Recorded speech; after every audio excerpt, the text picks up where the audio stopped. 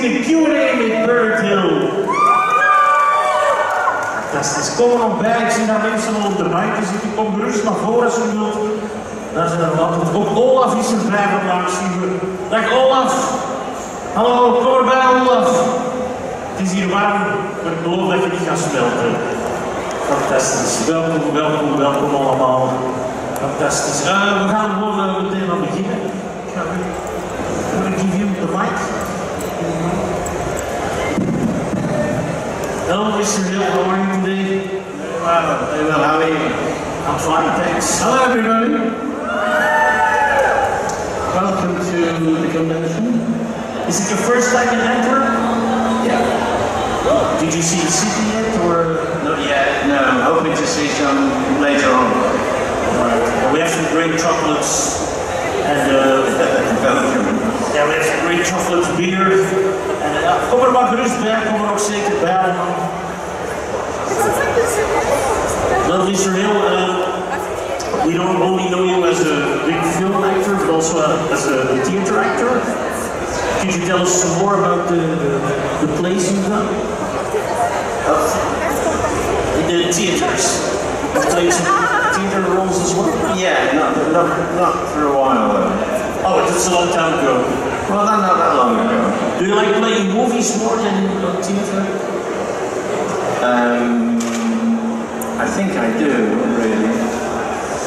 I look at theatre, you do the play again and again and again until eventually you get it wrong. You mean you get it wrong? You get it wrong. Yeah, that's the way I see it. Well, it's easier in a movie, you can do the take again, of course. No, you're not allowed to get it wrong in a movie. You just do it again until it's right. You know? We also, of course, we know you from Lord of the Rings, as King Theoden. We've also played in Titanic, which are both iconic roles. Which one is your favorite? Neither. Neither of them? I like them both the same. I got great rewards out of playing both roles, Smith and Theoden. The difference was, I suppose, well, Mexico was where we did Titanic, but then we got the whole of New Zealand as the best place I've got money. Do you have another role that you would say that was my favorite part ever? No, a couple of stage work, yeah. I got a couple of favourites because I did quite a long time ago. I did a cherry orchard and that was a wonderful experience. It was great. Judy Dench, normal pickup. It was good fun. I always wondered if like there's every now and then there's news about the Titanic. Does it affect you? What about the Titanic? Whenever there's like news about it, like it's going to waste. Titanic. It's slowly. The actual real ship itself. How do you feel about it? Well, it's a graveyard, so the best thing to do is leave it alone. When a lot of people died that long, and they're still inside the body of the ship, because nobody opened the doors to let them out. So it's a graveyard. So leave it alone. You know. But it doesn't affect you as like the captain of the Titanic. No, I just wonder where his bones are, you know. They're bound to be somewhere. I've also read that Peter Jackson wanted to cast you as Gandalf first. Yeah, that's right. How you went up as King Theoden when you were supposed to be Gandalf? How did that go? Well, I think it was fortunate, really. I mean, I was doing something else when he wanted me to audition for and put myself on tape, because he was in New Zealand and I was in Suffolk in England, and I was directing a play Who's Afraid of Virginia Woolf, and I was directing a play with some friends of mine, and I'd been to New Zealand, and it was, at that time, it was, you know, maybe 15 years behind the times. It was, you know, fairly backward. And I'd seen a couple of people's films, which weren't very impressive, you know. It didn't bother me whether I went to New Zealand or not. So I thought, no, I want to stay here and finish directing this play. So I actually auditioned, because it's polite to do that if you get invited. So I went down to London and I didn't do it seriously. Didn't take it seriously at all. And I think the tape went back to New Zealand and Pete had looked at it and obviously thought, no, he's not doing this right for some reason. So he sent back and said, do you want to audition for Theoden? And I said, well, yeah, it's fine. I can direct it myself. I can edit it myself. Just the section of the film that I was given with the script. So I did that. And that, within 2 days, he came back and said, you know, we'll offer you the role. So then I had to think about it, you know. It was a long commitment and it was a long way away. So it took a while to work it out whether I wanted to go or not. There's a lot of people going mad saying, you've got to go, you've got to go. It's going to be a big film. No, it's not necessarily going to be a big film. So what made you say yes then? I don't know really, to be honest. I don't know. I was curious as to how it would all be. And then once I got there, I realised very quickly that, yeah, everything was the right decision to make. Because it was a wonderful atmosphere straight away. And it was big, you know, it's a big event. You can tell it's a big film when you're on a big film, you know. Can you tell? You can, yeah. Tell from the catering. It's a good food there, and you know, it's going to be a big film. I always wonder if you're like playing in a movie, if you like, do you like know how this is going to be a hit or not? If it's going to be like a hit movie or not? Oh, well, no one knows whether it's going to be a hit. No, no one knows. If he did, and you knew what made it a hit, then there'd be a lot of millionaires out there, you know? I'd be one of them. If you have the right ingredients, the guaranteed right ingredients for making a success, then you made it. You've got it. No one has, otherwise they wouldn't make terrible films. This is what they do. Yeah, but if you're playing in Titanic, you kind of have a guess like this has to be a big movie or not. Well, yeah, well, Jim Cameron's got a massive reputation. These guys are genius. Pete Jackson's a genius. I mean, they can do things that the majority of other filmmakers can't do. And it's not just the money, it's their brains, their imagination, the way they convince other people to come along and work. Because I didn't want to go to Titanic either. You didn't want to play it? I didn't want to go off to Titanic.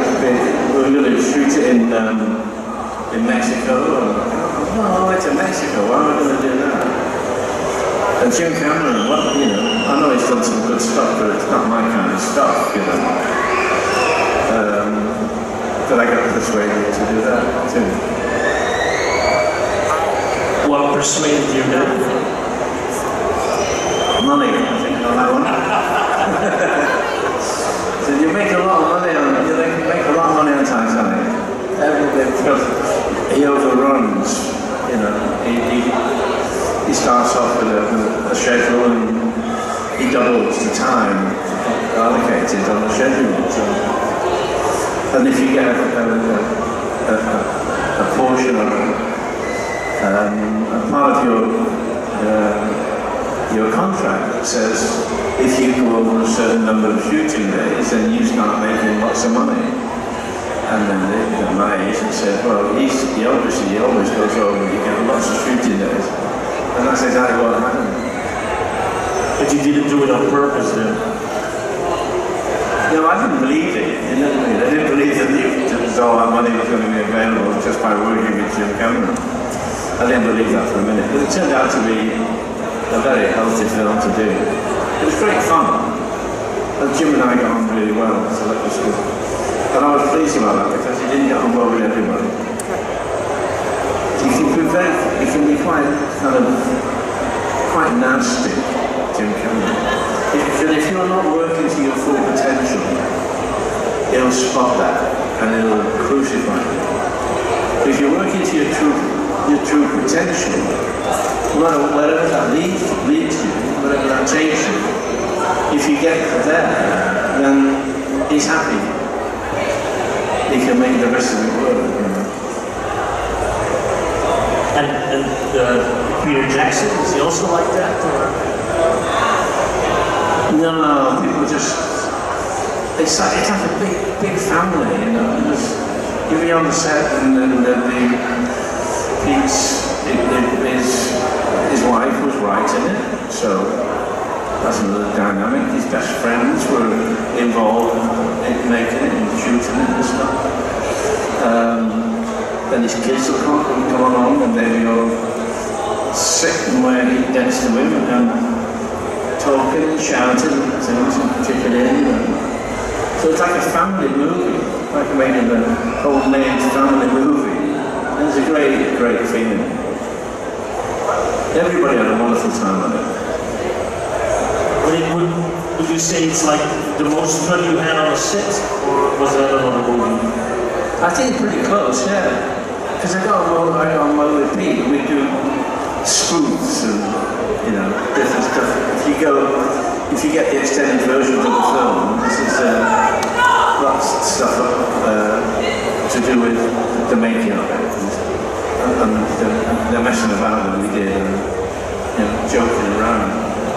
And Pete's he's a giggler, he likes to have a good laugh, And his wife she said to me one day, I can always tell when you've been on the set. Why? I said, because Pete comes back in a really great mood. we had some good laughs, That's a great compliment, right? Yeah, absolutely, yeah. So it was nice to see John Rhys Davies then again. It's nice to see John from Play King. Oh yeah. I don't think John had a really good time with it. He had some terrible makeup problems and playing a dwarf. He didn't have to crouch or anything. There were two people who were a lot smaller than him. But he you could always call me next time. But he had he had trouble climbing the big mountains and stuff. Oh really? Yeah, there's a lot of walking to do when you're on the march. I was alright, I had a horse. So I just got on my horse. But they didn't have the luxury of horses. Did you know how to ride a horse? I had to learn. Well, I did. I upgraded myself seriously. Because that section in Ride of the Road Herring would end up with Theoden being killed, squashed by his horse, which is very appropriate. And I had an idea, but I went around the Weta workshop in the very early days, in the first couple of weeks that I was in New Zealand. And Richard Taylor had all the armour around and all the stuff there. And they said, this is your section, and then this is your horse, brasses, and there's the leathers, and all that kind of stuff. And they had all the spears in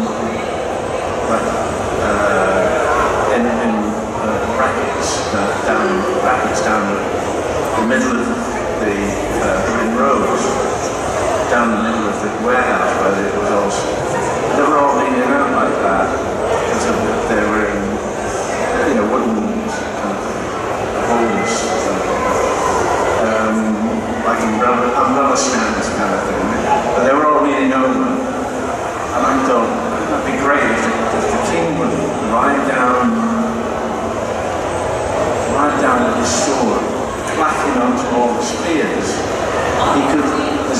kind of infecting the spears, and therefore the people holding them, the soldiers, with the bravery and the endeavour to go and win the battle. That would be a great thing for Theoden to do. So the next time I went in for a script rehearsal, or a script conference about what scenes we were going to do, and did I have any ideas for them and stuff. And I said, oh, I've got an idea for Pelennor Fields. And he said, well, what's that? And so he goes down the spears and platters his sword on the spears. He said, oh, and I said, it's a great idea, it would be a charge, you know, so they'll all be lined up side by side.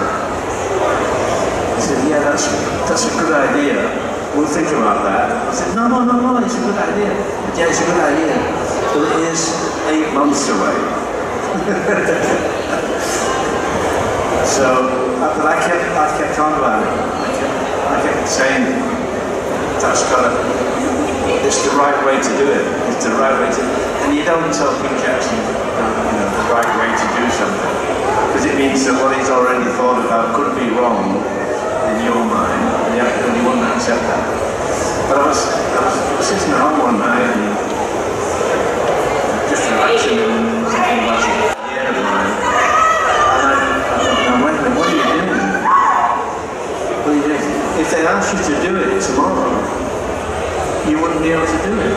You're not that good a rider. You better get to the stables and get some riding lessons, advanced riding lessons, which is what I did. And then I could do it. And I did it. But when I first went there, I was nowhere near. I was going to ride as I eventually became. So you learned a lot on the set. Yeah. Alright, I have one final question for you. Only one more. Unless someone from the crowd wants to ask a question. I'm going to ask Alex for the mic. If someone can pass it to the sir in front, that would be nice. Thank you.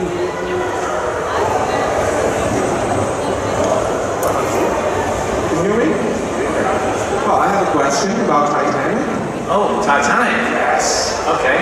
Well, as many movies, a lot of scenes being shot end up not being used in the movie, eventually. My question to you is, do you remember any particular scenes that you shot? Remember filming, maybe you enjoyed filming, you were proud of, but ended up not being used in the final cut of the movie? And if yes, can you describe it? Actually, there isn't one. All my stuff made the movie. Apart from one scene where the boats are leaving and Smith comes out to the rail and said, come back, come back, come back. You know? But we shot that, but it never made the movie. But another scene which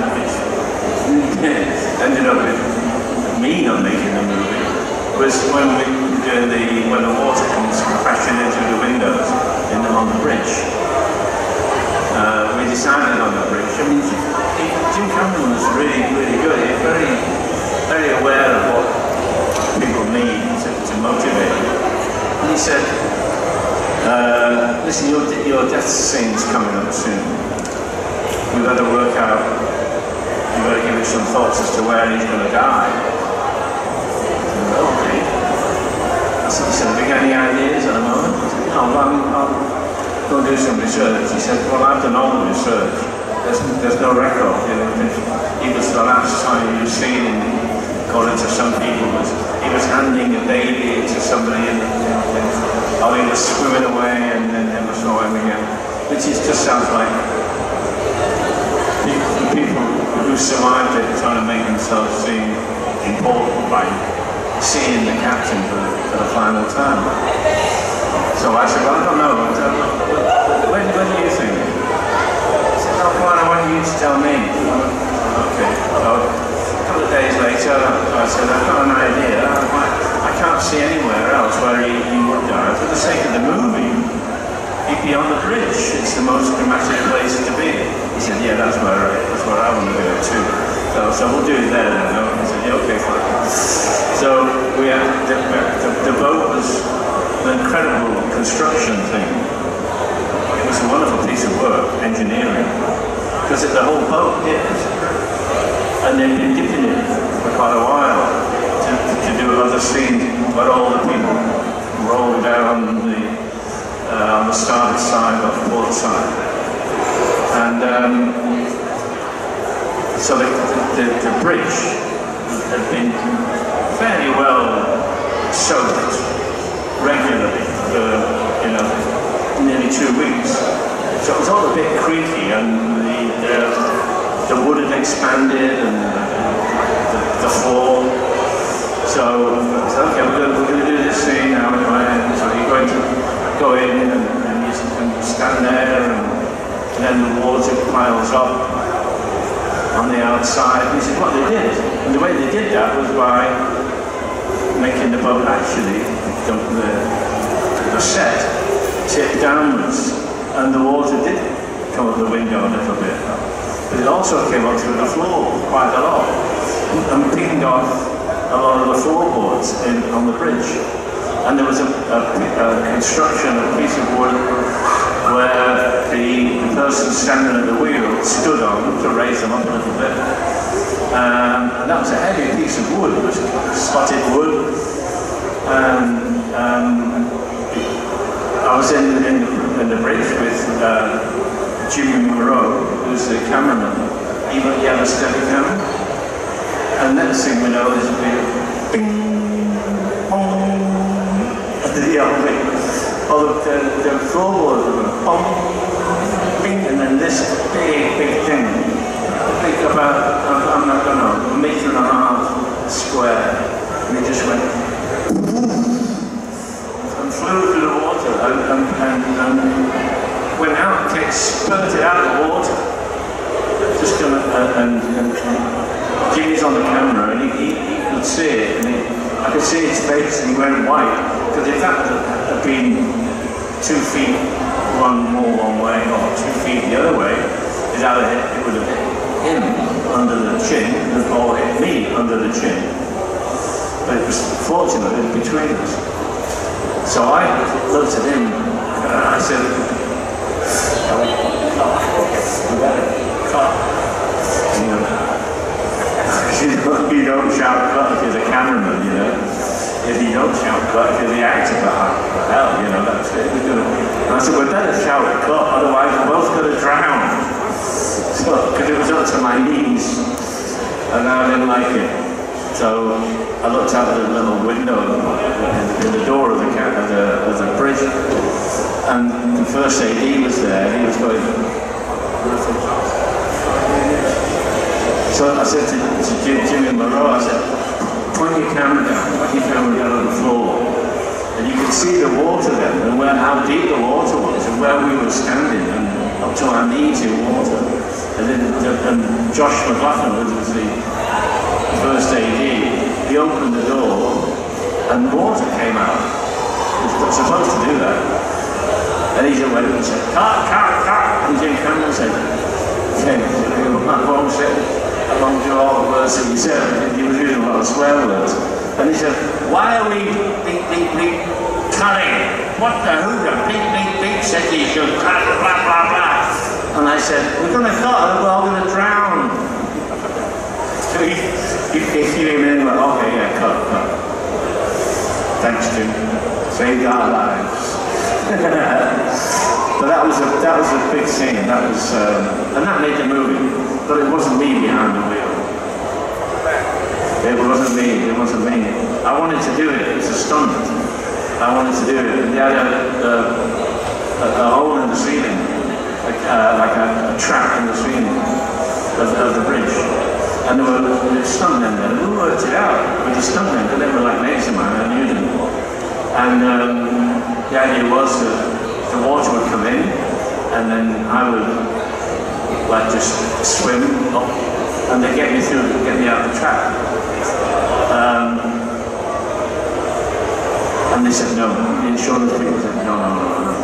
because what they had to use was explosives in the window itself, which was like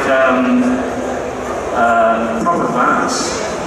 It wasn't like, it was supposed to be like a car window, you know, an automobile windscreen, which breaks into little kind of cubes of glass.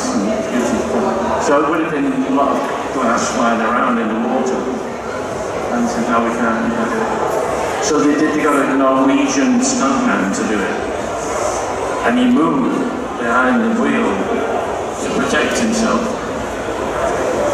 And when I saw it, I watched it at Jim Cameron's place, his house, and he showed me the movie, you know, everything apart from an hour of graphics, of CGI, and he said, and I saw that bit where the water came in, and the guy moves behind the wheel to protect himself, you know, he's a living stuntman, he wants to do more films, you know, he doesn't want to die on the Titanic, and so he moved behind the wheel to protect himself.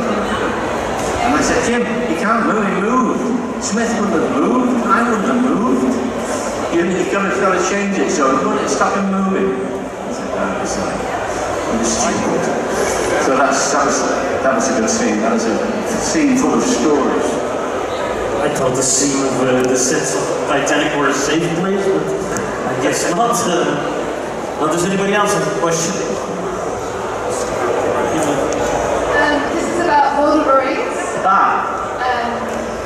As Theoden, what was your favourite scene, deleted or not deleted, in the theatrical or extended editions? I think that scene that I suggested, riding down the spears, I think that was my favourite. But I love working with Miranda also. We did some great scenes together. And it was terrible working with Vigo, because we just made each other giggle all the time. Because he's a good mate of mine, and we got on really well. And people like that, they like to have a bit of fun, you know. Well, I guess our time is almost over. Aww. I have one final question for you. Without pressure, which one do you prefer, hobbits or dwarves? I don't like either of them. All right, thank you very much, Mr. Barrington. Give him a nice round of applause.